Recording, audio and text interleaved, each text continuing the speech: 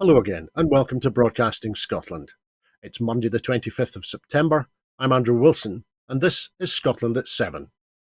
This evening I have the latest daily update from Ukraine on day 579 of the illegal Russian war of aggression and imperial ambition.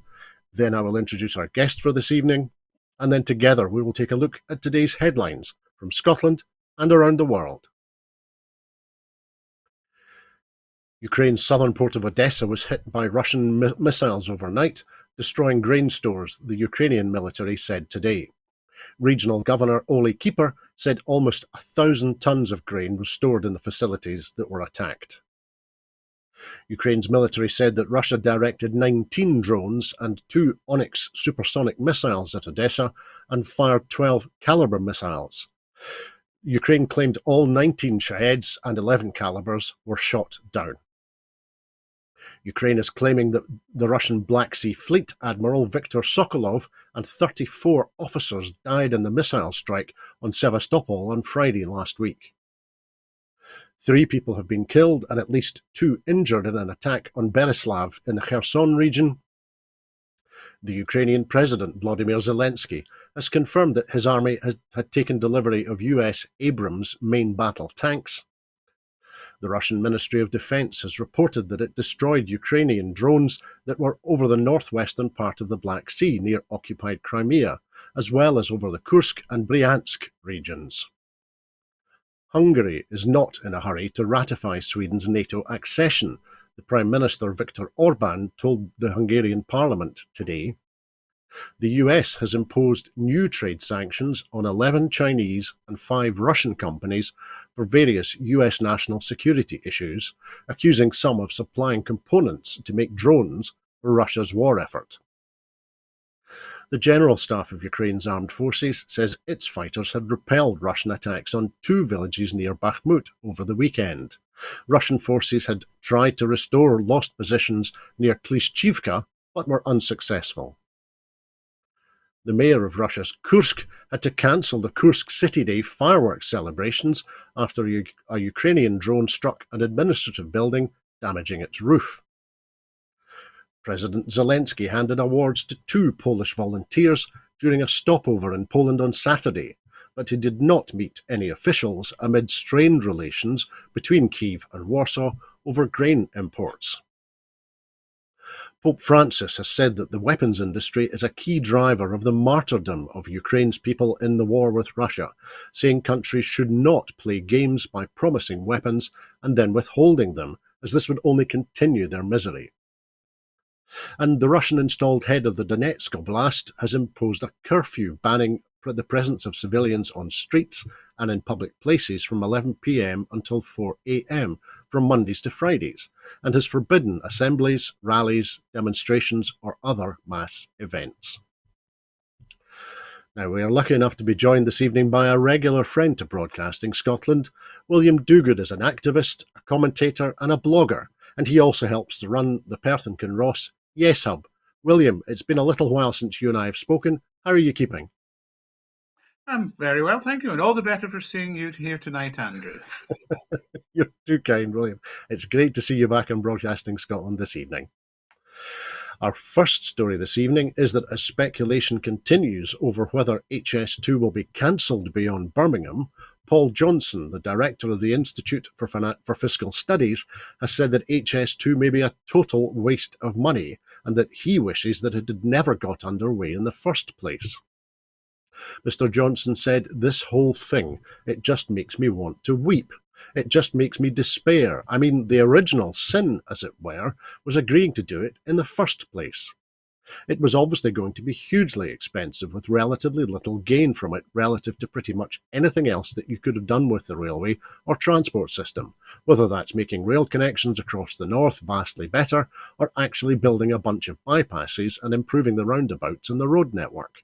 And we knew that this was not the best way that you could spend that amount of money. We also know how difficult we find it to build these projects. I just, as I say, wish it had never happened in the first place."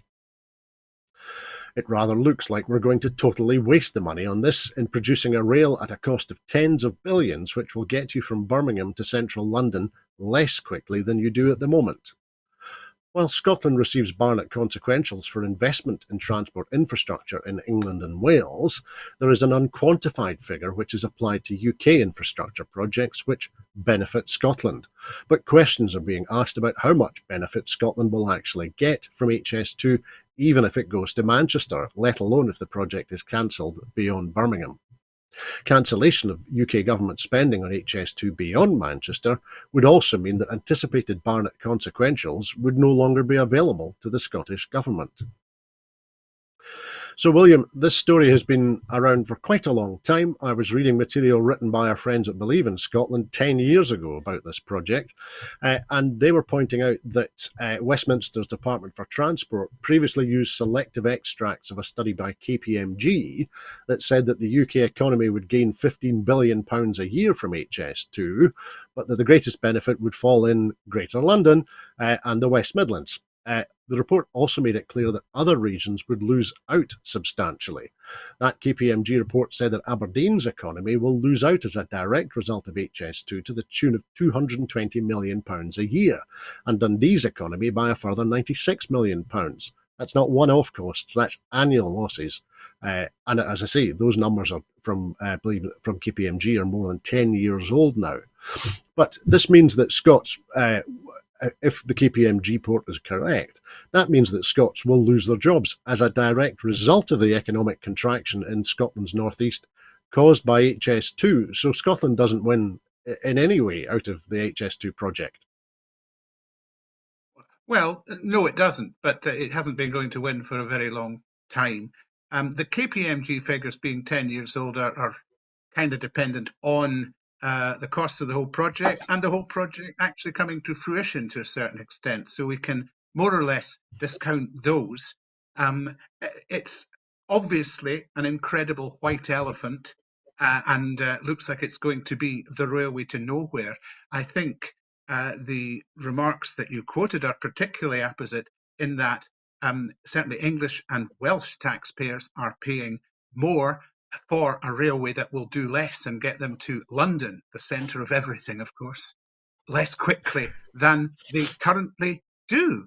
I think let's be blunt. It's been good to have the Barnett consequentials and that we have been able to spend not just on our own infrastructure, but as the Scottish Government has seen fit to spend them. And I think we have possibly benefited from that. Although I think probably that money would have been spent on something anyway, and would have got the money anyway. And I think that the money that they're not now going to spend, perhaps on HS2, may well be spent on something else, and maybe we'll get the Barnett consequentials for that. So it's very difficult, really, to see really any great long-term relevance to Scotland from what's going on and the nonsense that we're now seeing with this project. I just wish we didn't have this means of funding and we're doing things for ourselves. That's what it really boils down to. And it does rather call into question, I would say, really the UK's ability to do just about any major project, when you put it together with all the other announcements that have been made in the last week or so, it really is difficult to see where the UK government is going. It seems to be on a completely short-term sort of programme to try and not lose the next election too badly. And its opponents seem to be trying their best not to win it by too much either. And everything I see just tells me we need out of this. We need to be making our own decisions. We need to be sorting out not just our own transport, but everything for ourselves in a more sensible way, in a way that a normal country would do. And instead, we're stuck to this increasing clown car of a government. It's just fascinating and not in a good way. Thank you, William. Now we'll talk about Westminster's short-termism in a moment and the Prime Minister's current focus. But you were echoing there Paul Johnson's comments that HS2 means you'll get from Birmingham to central London less quickly than you do at the moment.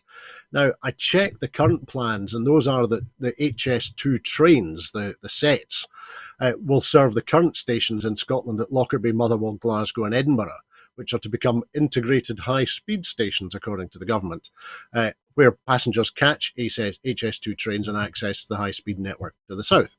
The point being that if you're starting your journey north of Edinburgh or Glasgow, then you'll have to change trains at Edinburgh or Glasgow if you want to use HS2, meaning therefore you're going to spend time changing trains at Waverley or at whichever Glasgow station it is. So that doesn't sound like HS2 is going to be much use to people north of those cities who want to travel faster to London or faster home from London. Perhaps people in, I don't know, Perth and Kinross. Absolutely. We have a very good train that comes through at 9:57, goes all the way to Euston at the moment, or maybe it's to King's Cross. Gosh, it's King's Cross. Sorry, folks. But yeah, that's going to change. So that's not good. And we might not be going to either Euston or King's Cross. We might be going to Old Oak Common, which is 6 miles out from the centre, and then get a Trundley train for the rest. So it's garbage. It really is. But this project, I mean, there was talk about it and the supposed benefits for Scotland way back at the very start. But everything that's even remotely looked like helping Scotland has been removed from the project fairly sharpish. Certainly by about 2014, 2015, it was all gone. And then there was another wee loop was going to be done, the Galborn loop, and that got pulled. And it's actually irrelevant to us. I do hope they spend the money on something else. I am very concerned, not concerned, but just looking at what the Welsh are saying about it, because the Welsh, it's an England and Wales project. They don't get Barnett consequentials for this waste of their taxpayers' money. They don't get anything else to spend it on. And also commuters in the north of England. It's been a complete disaster for them because that money could have gone into improving their ramshackle and extremely overcrowded railway service between, if you like, the northern powerhouse places, which is more like the northern poorhouse places now. So it's just a shambles all round. That's a very good point. That's a number of very good points well made, William. Thank you. We'll move on now because Ed Davey has ruled out the Liberal Democrats seeking tax rises on even the richest individuals amid continuing efforts by his party to target disaffected Conservative voters in dozens of blue wall seats.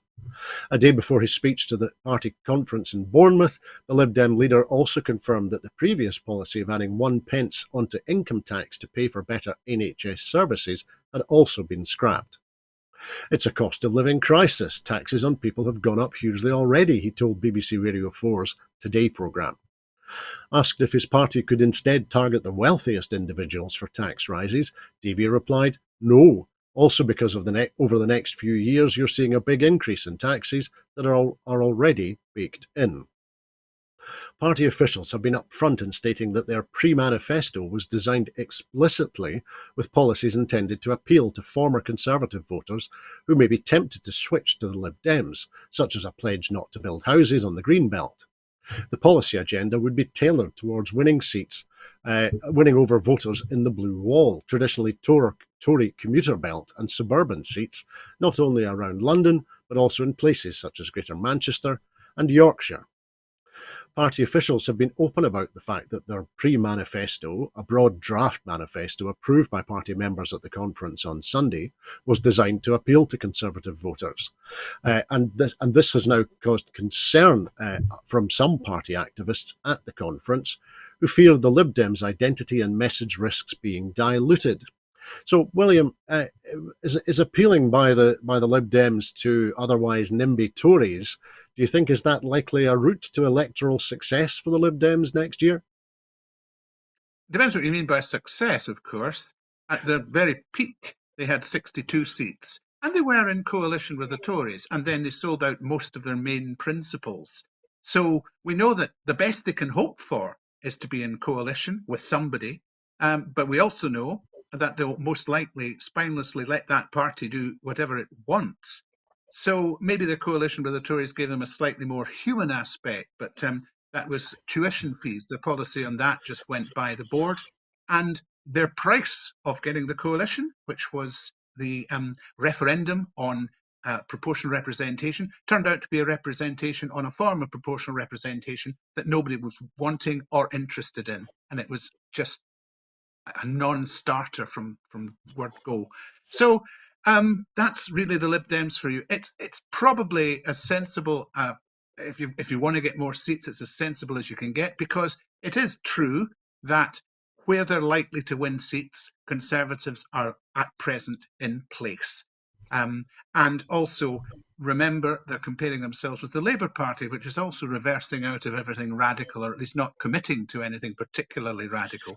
However, it will be interesting to see what the activists have to say throughout the course of this conference, because they must be getting it slightly cheesed off by it. And certainly the voters will be getting slightly cheesed off by not really having any distinct choice that will make life different for them.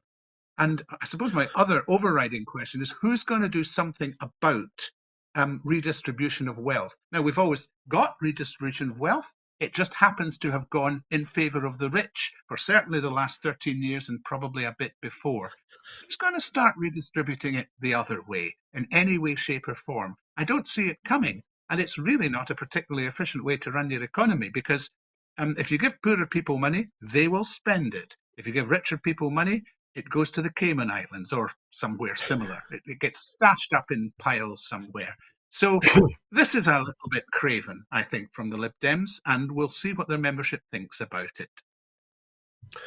Well, that's a very good point that you make, William, because the Lib Dem leadership suffered a major defeat in Bournemouth about 2 hours ago because a rebel alliance led by the Young Liberals successfully defied the efforts by the leadership to remove a national house building target, meaning the target will stay as Lib Dem policy heading into the next election. And that decision was met by huge cheers from the hall and a great deal of unhappiness from Tim Farron, the former leader who'd been speaking in support of the motion. But what I was going to ask you was, with no fewer than 4 MPs and 4 MSPs, does what happens at a Lib Dem annual conference in the south coast of England matter to anyone in Scotland, especially if the Lib Dems are focusing all of its efforts on seats in the southwest of England and in the Shires? Well, they say they want some seats in Scotland as well, and they're making a bit of a song and dance about that. I'm not sure that will happen, because I think they're strong in places in Scotland where they've always been strong. They tend to be strong in Fife. They tend to be strong in Orkney and Shetland, and maybe a couple of other places. Um, it doesn't seem relevant. I mean, looking at it, it just looks. I used to live down there 10 years ago. This might have been of interest to me. I was a Lib Dem voter when I lived in England. And I was a Lib Dem voter in Theresa May's seat, so I never got anybody elected. But I saw them as a potential way forward until the coalition, and until I came back to Scotland, and of course saw the light. So yeah, a bit irrelevant, I'm afraid. Thank you, William. Thank you. And great insight from Maidenhead as well. Thank you. Thank you. Now, the UK's lack of economic dynamism, whereby weaker firms or lower productivity sectors shrink and more productive ones grow, has caused GDP to be 4% lower between 2008 and 2019 than it would otherwise have been, according to a paper published today by the Resolution Foundation. The UK needs more businesses to fail, or at least shrink, to solve the economy's long-running productivity crisis, a study has argued. The economic think tank added that lower production equated to a £1,400 annual income loss per household over the 14-year period, which began at the onset of the financial crisis. Greg Thwaites, the research director at the Resolution Foundation, said the British economy has spent the past 15 years struggling from one major crisis to another. But while many people assume this severe economic turbulence has led to major economic change, in fact, the opposite is true. Our economy is instead suffering from a great British slowdown, which has hamstrung our economy. Britain needs more, not less economic change. We need successful firms to grow and struggling ones to shrink. The paper makes the case for policymakers to start embracing and encouraging economic change via a series of actions, including reducing transaction taxes such as stamp duty and reforming the VAT threshold, which it says discourages businesses from growing beyond a certain size. The publication of the Resolution Foundation report comes amid renewed signs of stress in the British economy. High interest rates, continued economic uncertainty, and low productivity could see the UK struggle to grow in the second half of this year, with GDP growth forecast at 0.4% in 2023 and 0.3% in 2024, according to the latest outlook published by the accounting firm KPMG. The firm added that inflation, which was 6.7% in August, could remain stubbornly high.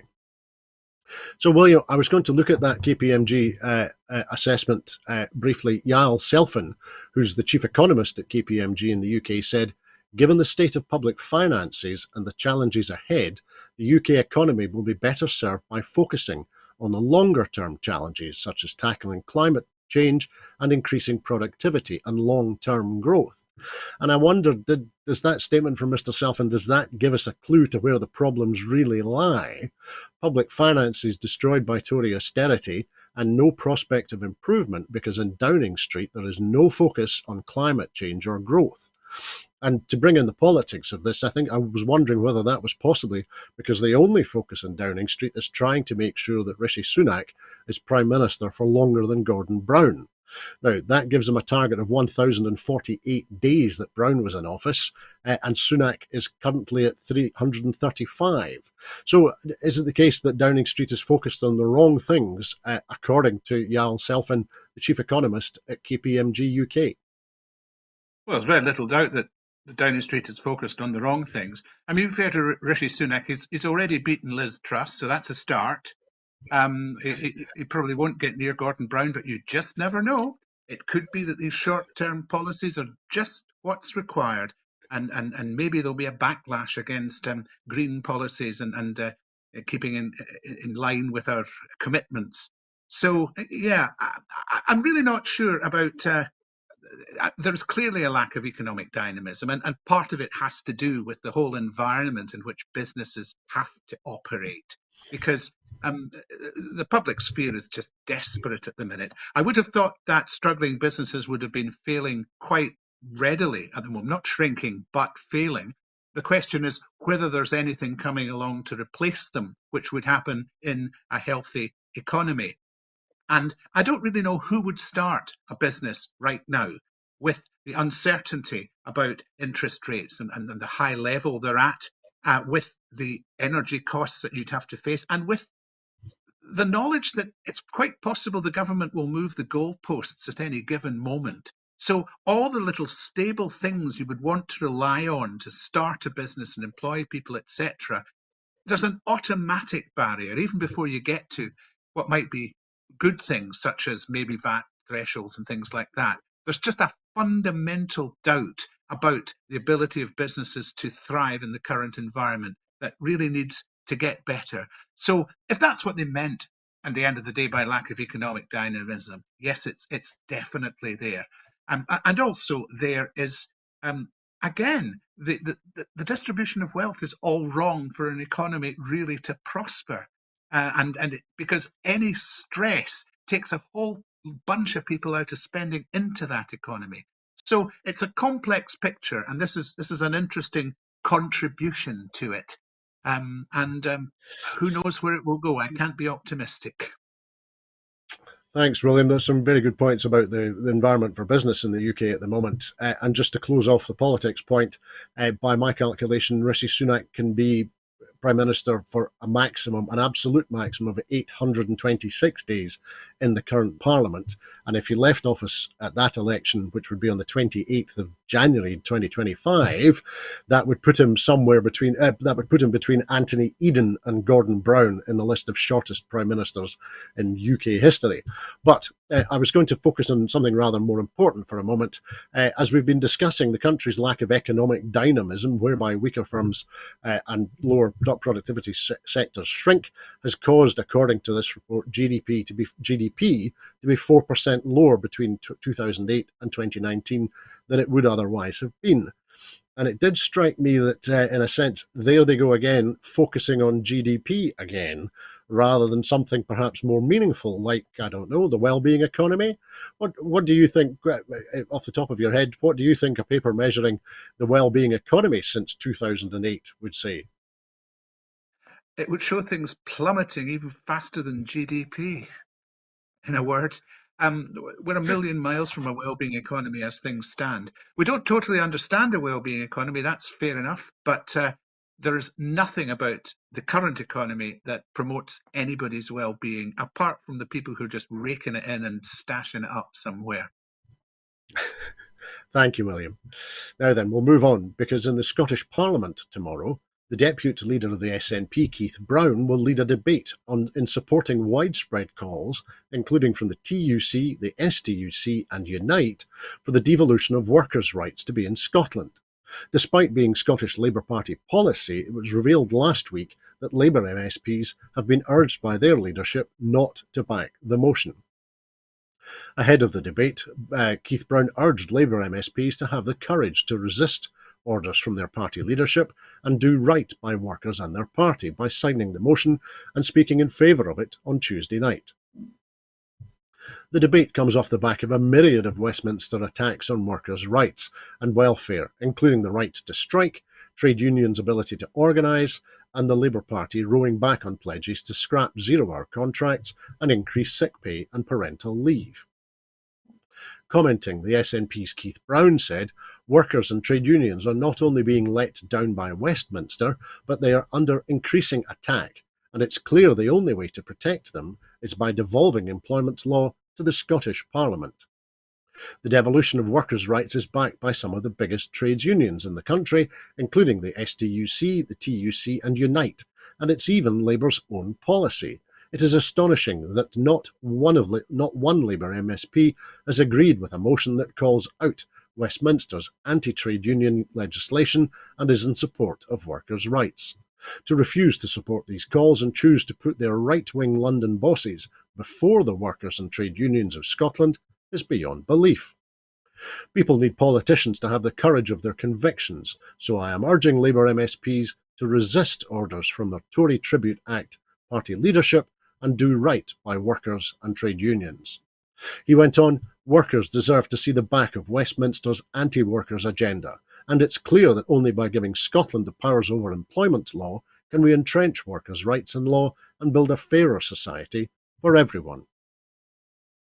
So, William, Keith Brown was describing how astonished he is that not one Labour MSP has agreed with the motion that calls out Westminster's anti-trade union legislation and is in support of workers' rights. So why would Labour not be supporting its own Scottish Labour policy at Holyrood right now?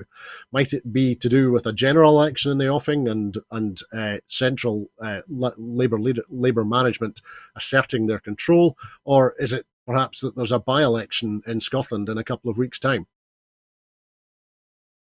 Certainly, Labour doesn't want to be agreeing with the SNP just at the moment on anything.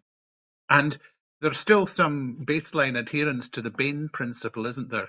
Which was Willie Bain, who was an MP from 2009 to 2015, and he established the principle that if the SNP were to propose something, Labour would not support it, and unless it's an absolute, flat-out, obvious thing that everybody should agree with. That is, to a certain extent, always going to be the case. And of course, this involves a whole bunch of ridiculous, hypocritical gymnastics.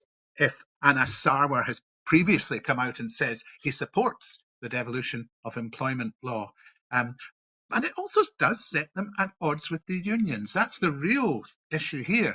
And there's going to come a time when the unions just get completely pissed off with this. It's not supportable. The whole thing, of course, will never happen because Labour in London does not want it to happen. Angela Rayner says we don't need it in Scotland because Labour will come along and fix us. But we've heard that many times before, and we know what we think is likely to happen with that. Well, that's a very good point, William. Angela Rayner's cast iron guarantee to ban zero-hour contracts lasted about a week, so we don't know where Labour policy will stand next week, let alone when we get close to an election. But let's move on now, because the SNP has challenged the Labour leadership to commit to reforming the UK's welfare system to tackle poverty, including increasing payments and scrapping punishing deductions such as the benefit cap. The calls come after Gordon Brown's criticisms of the UK government's universal credit benefit system at an event in Edinburgh today. In footage from Lead Scotland's summit, where Mr Brown was the keynote speaker, the former Labour leader and Prime Minister asserted universal credit is discredited as a benefit. He was highly critical of the Westminster government's system of declining benefits and deductions, and said that people cannot live on the benefits they receive. Gordon Brown went on to say that people are finding it very difficult to survive, and advocated for an increase in benefit payments and scrapping of the two-child cap, the benefit cap, and the bedroom tax. He called on politicians to commit to reform as the most impactful measure that could be taken to help people out of poverty.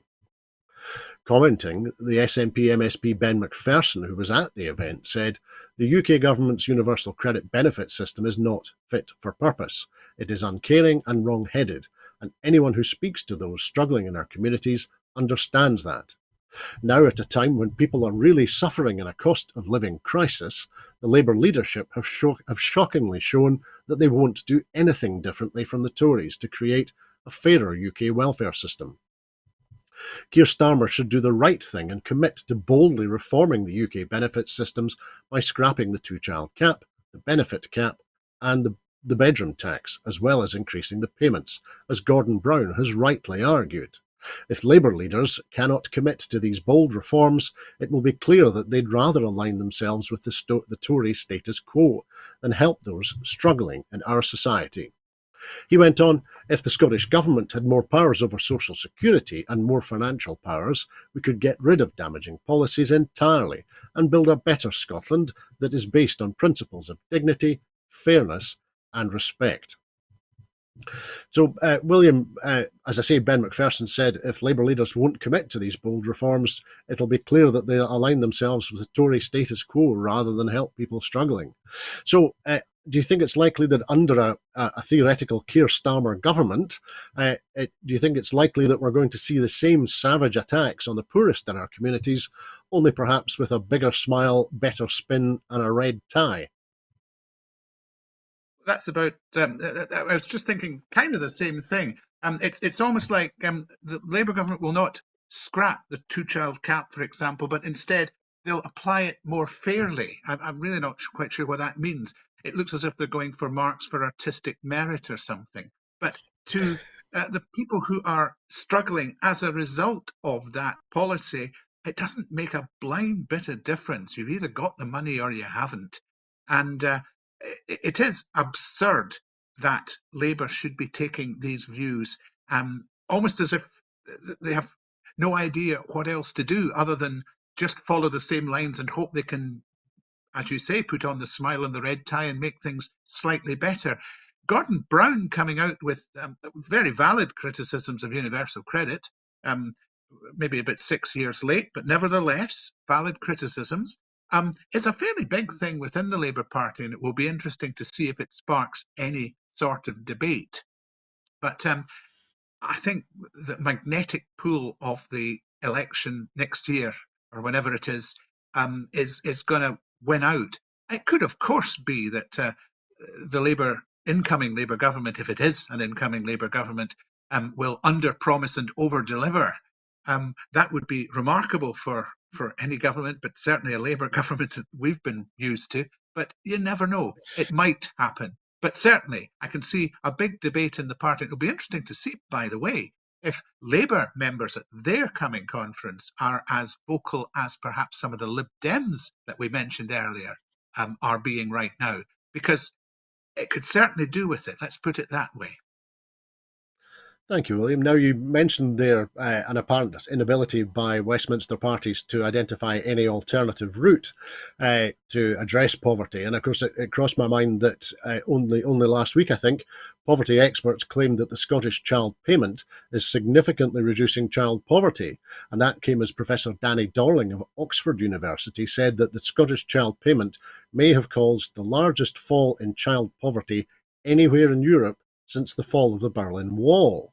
So do you think, has anyone in Westminster noticed the apparent success of SNP policies in beginning to reduce poverty in Scotland?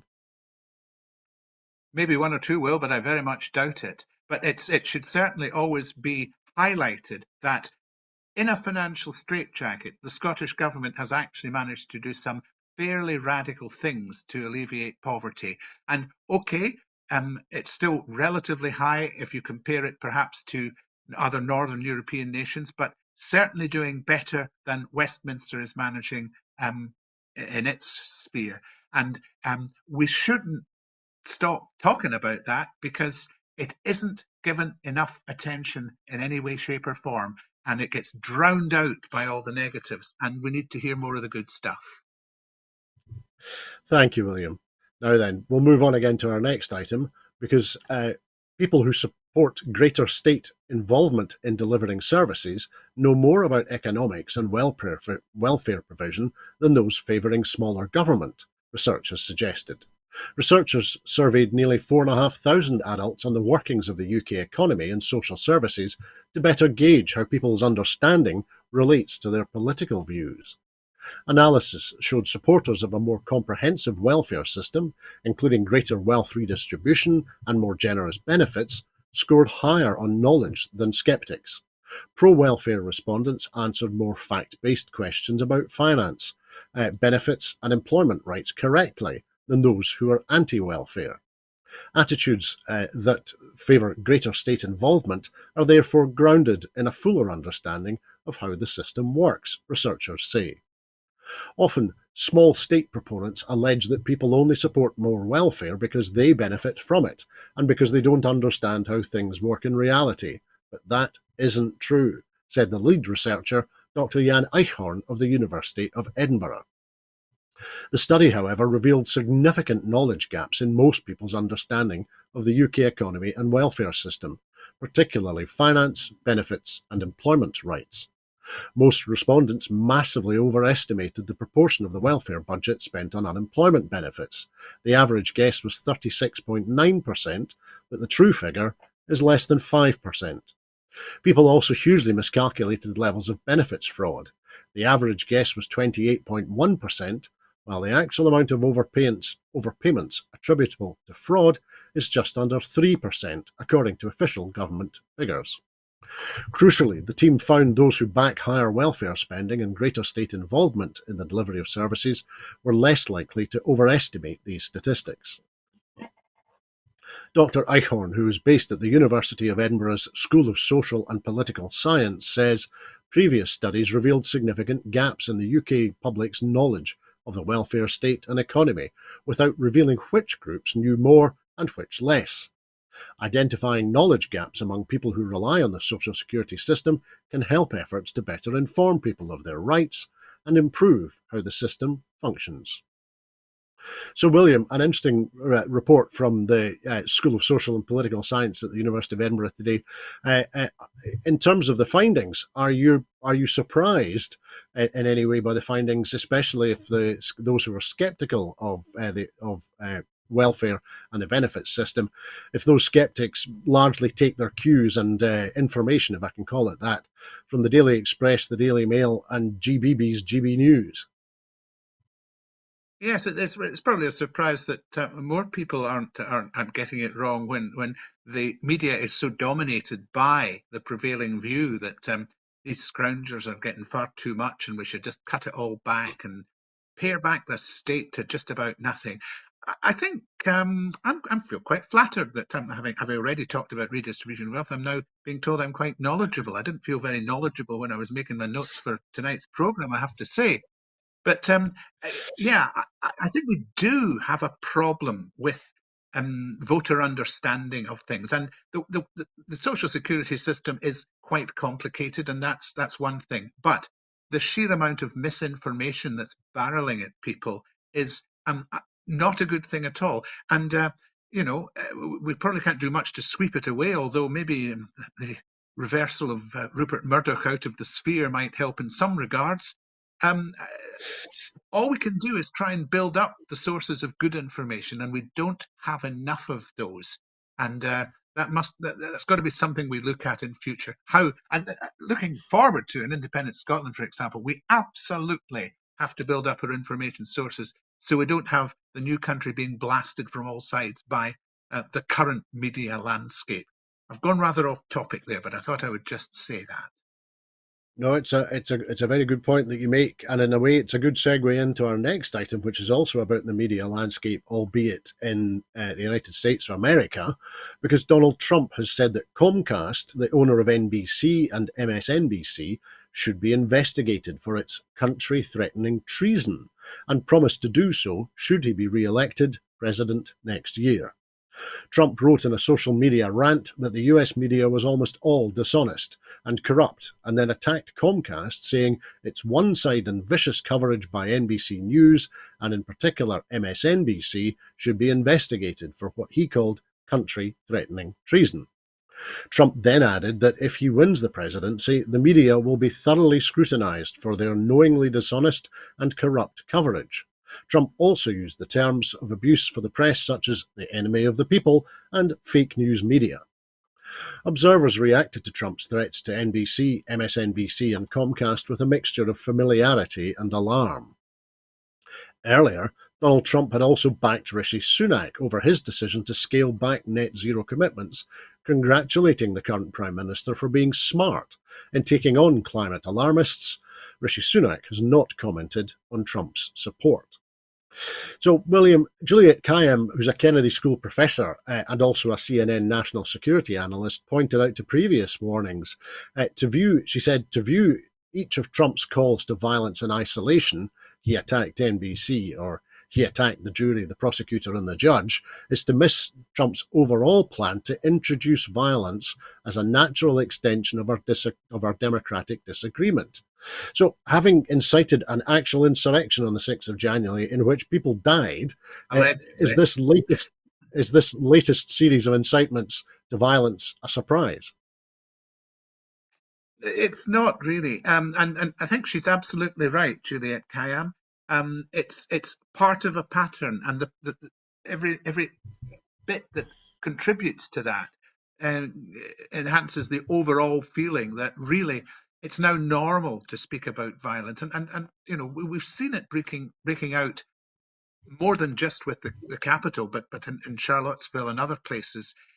America is not in a great place as regards its political temperature right now, and certainly this from Donald Trump does not help. It's no surprise because I put everything I hear from him now in the context of that photograph just after he was arrested, where it was very much a "How dare you do this to me?" and "I will get you for this." And that is really the subtext now with just about everything. So that either he wins the election and then where do we go?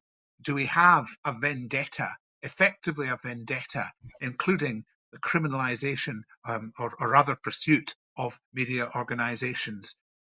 Or he doesn't win it and he becomes a martyr. And there we are again. And that just sets up the next little infringement of democracy that we'll see further down the line. So it's, of course, disappointing behaviour from Trump, but it's entirely to be expected because that's his game now. And I think we're right to be alarmed about it. Well, that's a very good point, William. Trump's rantings have also been coupled with his latest threats to General Mark Milley, the chair of the Joint Chiefs of Staff, whose attempts to cope with Trump in power were detailed in the press last week. Trump said on Friday night that in times gone by, the punishment of Milley would have been death. Now, of course, we should bear in mind that Milley could well be a witness in legal proceedings against Trump. And Tristan Snell, who's a former New York Attorney General's office official, said that his bet is that Donald Trump is threatening General Milley because the general is on the government's witness list for the trial in the Mar-a-Lago documents case. So should we be worried that Trump's Friday night ranting should we be worried about it, or seek solace in the fact that he is now apparently threatening witnesses, or have we become so used to them that we just ignore them now? The problem is that it's accepted by his camp. They're still firmly behind Trump, whatever he says. And he's actually really a great danger to the US Constitution and to the rule of law if it's more than just bluster. Now we don't know for sure whether it's just bluster or not, but he's doing it deliberately, piecing it all together.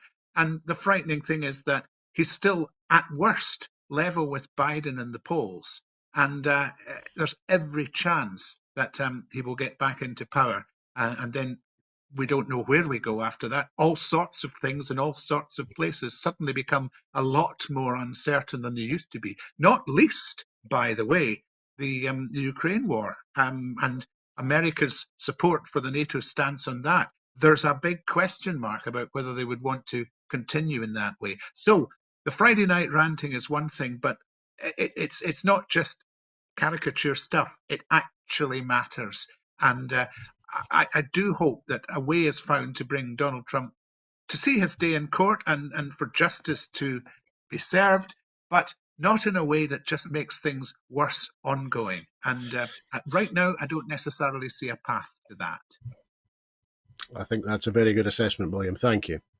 Now then, a standoff between gunmen and Kosovo authorities at a monastery near the border with Serbia ended after 4 people were killed, authorities in Pristina said, after a police operation to regain control of the area.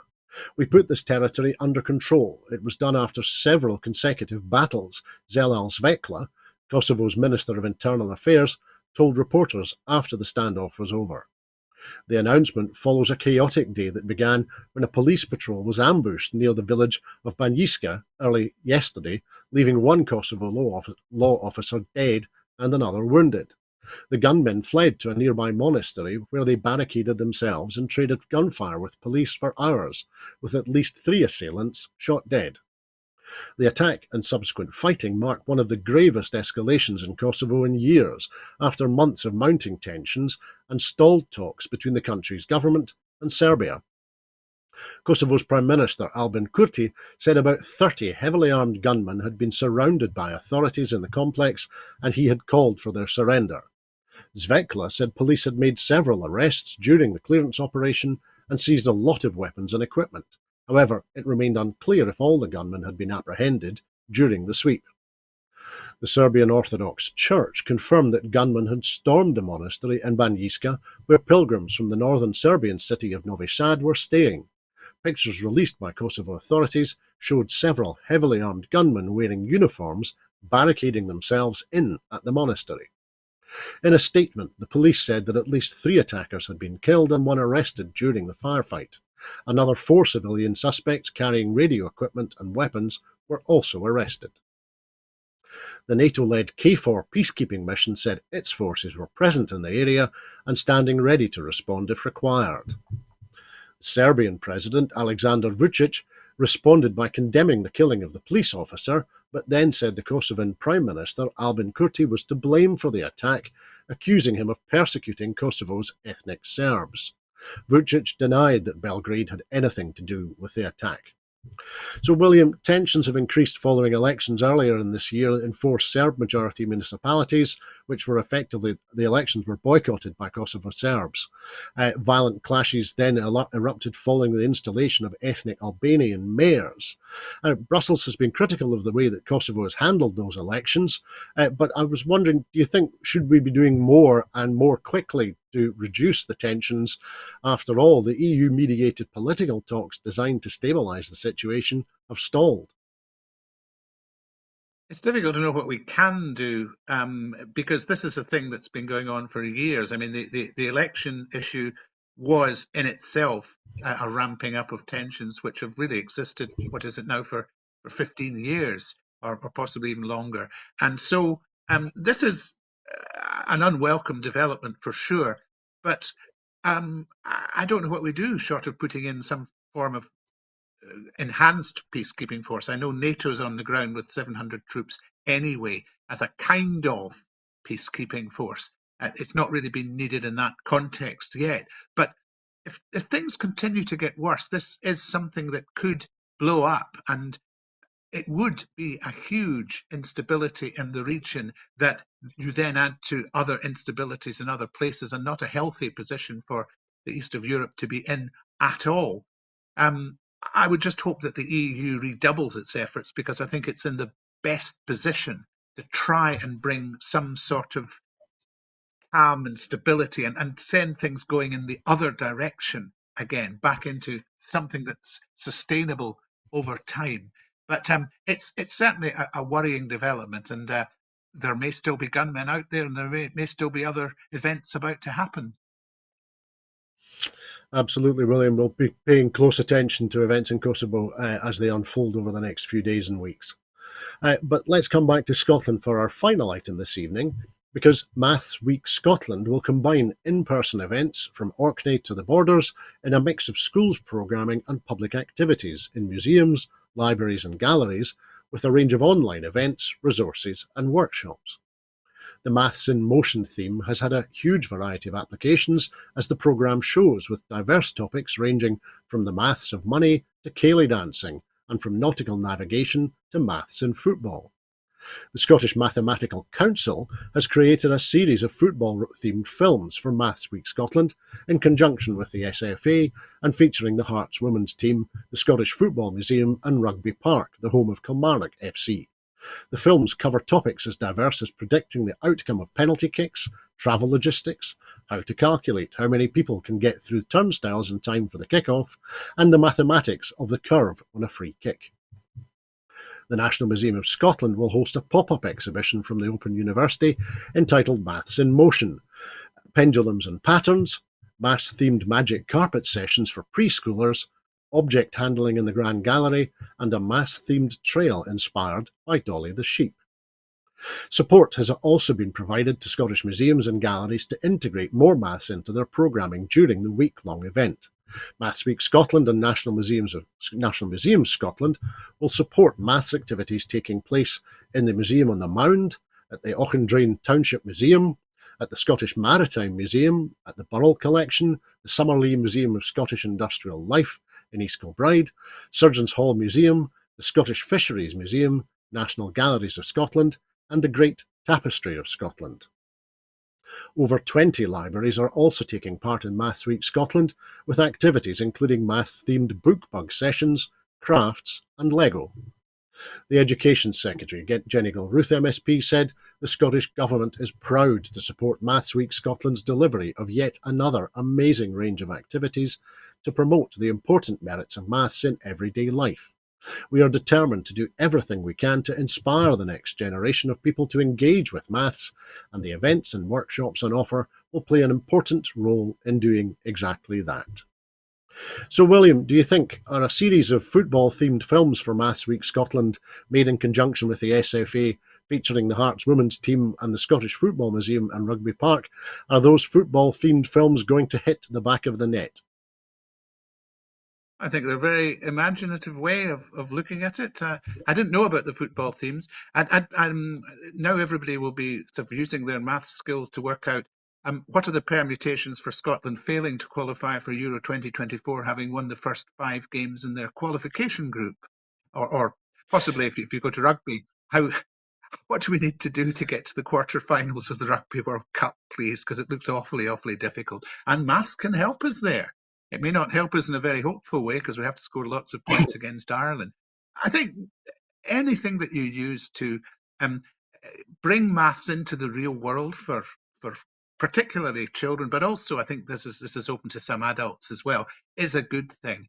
And anything we do to strengthen Scotland's abilities in the STEM area is well worthwhile, because it will build on a strength we already have, and really provide a future for a lot of folks that they might not otherwise have had. And I'm very glad to see it happen. And I wasn't aware until I sort of read up about it just how widespread it is, and the various things that it's hitting. And so good luck to them. And I hope they have a successful week.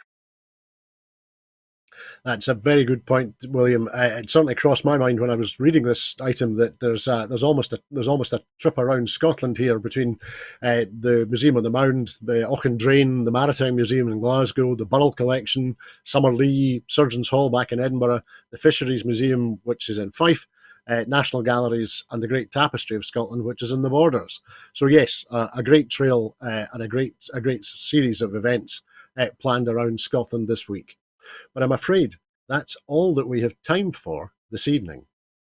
In making these programmes, Broadcasting Scotland depends on the generosity of viewers and others who value our distinctive approach to news, current affairs and culture. Please help us to continue to make these programmes, to continue to develop the station, and to make new programmes for you. Our programmes will always be free to view, but if you can afford £5 a month, please consider becoming a Broadcasting Scotland supporter. The need to reach our £30,000 target to pay our bills is still pressing. However, the generosity of our supporters has given us a little more time. So far, we have raised over £17,700, and so we will be able to continue making programmes for a few more weeks. But our need to raise the remaining £12,300 is still really urgent. To everyone who has donated and to everyone who has signed up to make a regular monthly payment as a Broadcasting Scotland supporter, thank you very much. There are other ways in which you can contribute to our work. If you would like to volunteer to work with Broadcasting Scotland, either behind the scenes or in front of the cameras, or in any other way that helps our work, then please visit our website at www.broadcastingscotland.scot and send us a message there. You can find us on Twitter and Blue Sky at BroadcastScot, and please like and retweet us there. And you can also find us on Facebook by searching for Broadcasting Scotland.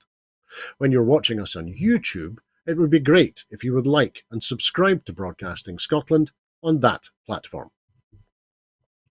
I'd like to thank everyone who's been watching this evening, and of course I'd like to give a very special thanks to our very special guest this evening, William Duguid. Thanks, William. Thank you. It's been fun once again. I'm glad to hear that, William. Thank you. Now, we will be back at 7 p.m. sharp tomorrow evening for the next edition of Scotland at 7, so please come back and join us then. On this day in 1237, the Treaty of York was signed between King Henry III of England and King Alexander II of Scotland. You've not heard of it? The Treaty of York agreed the line of the border between Scotland and England, and that border remains pretty much where it was on this day in 1237. Please look after yourselves and please have a very peaceful evening. Bye-bye.